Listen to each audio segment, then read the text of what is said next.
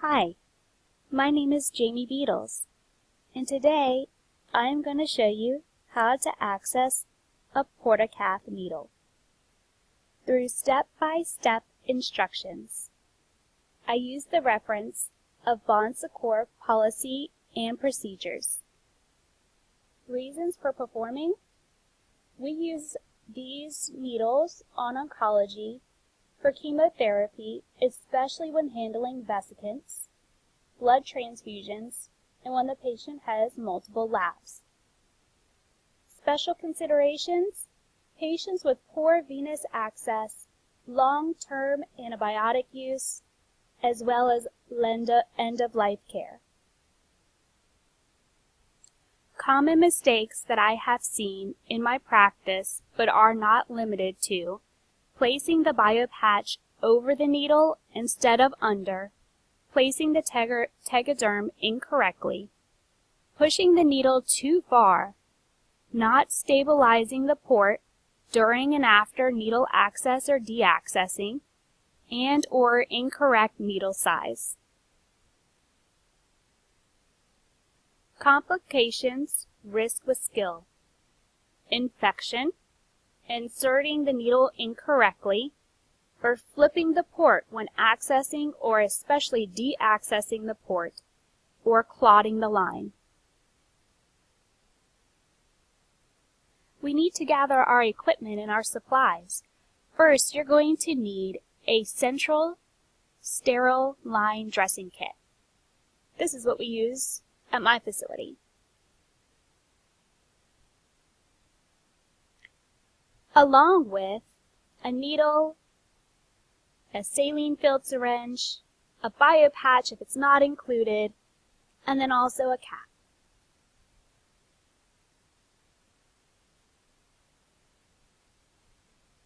It is very important to explain the procedure to the patient. After, make sure you perform hand hygiene. This is where I'm going to show you step by step using the wonderful cutouts that I made for our patient, ACD, or better known as American Girl Doll.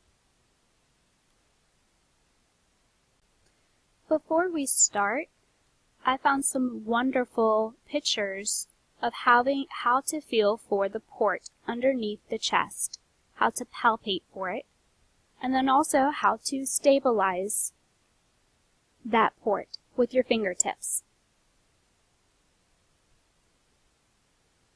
After I had explained the procedure to Mrs. Doll, I then prepared my sterile field, as I showed you earlier.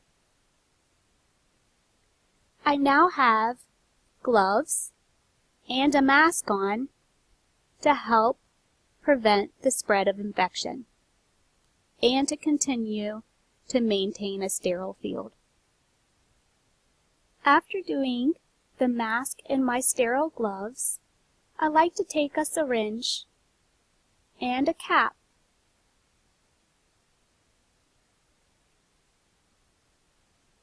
and then I like to flush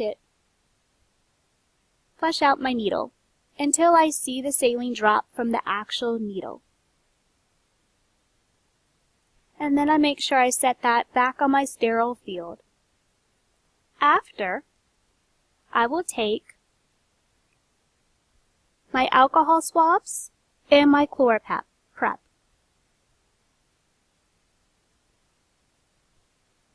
I cleanse the site with the ChloraPrep applicator using repeated circular motions starting from my most sterile area, which is over the port site, working slowly outside around that area in a circular motion for at least 30 seconds. I completely let that dry, and then I go back over and I use my alcohol swab sticks, using each of them, there is a total of 3, using side-to-side motions, starting with the power port, which is the most sterile area, working outside of that area, letting that dry.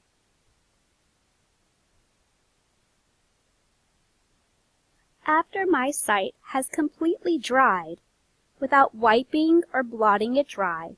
I stabilize the port with my thumb and my forefinger of my non-dominant hand while grasping both sides of the device. I then insert the Huber needle at a 90-degree angle into the center of the septum, pushing firmly through the skin and the septum until the needle tip contacts the back of the port without going too far. After that needle is stabilized, I make sure I have enough room to slip that biopatch underneath the skin. I have not put my Tegaderm on quite yet because I need to aspirate to make sure I have a good blood return to confirm the patency.